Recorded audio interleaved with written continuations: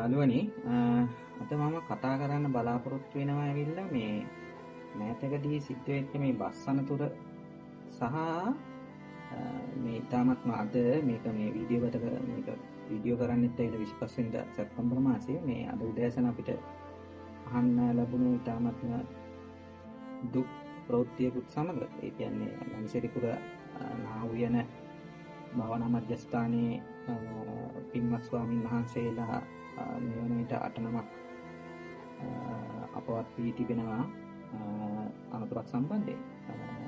මම ඉස්සෙල්ලා කිව්වා වගේ මේ අනතුරු දෙකේම මම දකිනවා එක පොදු කාරණාවක්.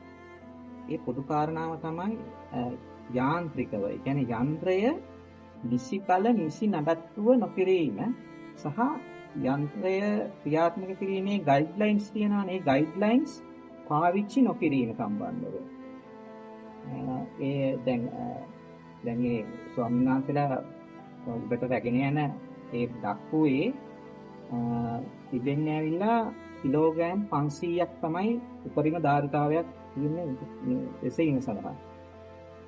එතකොට එතන 13 නමක් වැඩලා තියෙනවා ඒ වෙලාවේ. එතකොට මේ සම්බන්ධව මෙතන ඉන්නේ ගිහි කවුරු හරි ක්‍රියාකරුවෙක්. එයා හිතියේ නැද්ද? එතකොට මේක හැදුවේ කවුද? මේකේ ඇයි එක කේබල් එකක් විතර තියෙන්නේ? මේක හදිසියක්වත් කඩාගෙන පල්ලෙහාට එනකොට මේක නතර කරන්න තිරින්ග පද්ධතියක් නැද්ද?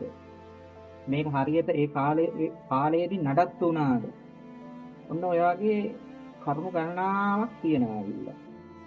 දැන් ඒහා සමානයිනේ අර බස් අනතුරත්. ඒ බස් අනතුරේත් ඇවිල්ලා දැන් වාර්තා එළියට එනකොට ඒ වාර්තාවල සඳහන් වෙන ඇවිල්ලා තිරිංග පද්ධතිය, ඒ කියන්නේ බ්‍රේක් සිස්ටම් එකේ කලින් ඉඳලම මේ තිබුණා කියලා යම්කිසි දෝෂයක්. එතකොට ඒ දෝෂ ඒ නිසි කලට ඒ නිසි නඩත්තුව සර්විස් එක කළා නෑ මේගොල්ලෝ. සහ එතනක් වෙලා තින්නේ ඇවිල්ලා 4 වෙනි ගියර් එකේ තමයි ඇවිල්ලා පල්ලම ඇවිල්ලා තින්නේ වාර්තාවල වලට.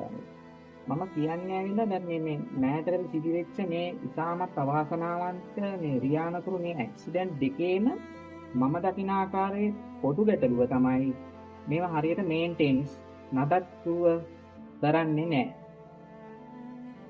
අපි අනිවාර්යෙන්ම අන්න ඒක පිළිබඳව අපේ අවධානය යොමු කරන්න ඕනේ. ඔබලාගේ අදහස මොකක්ද?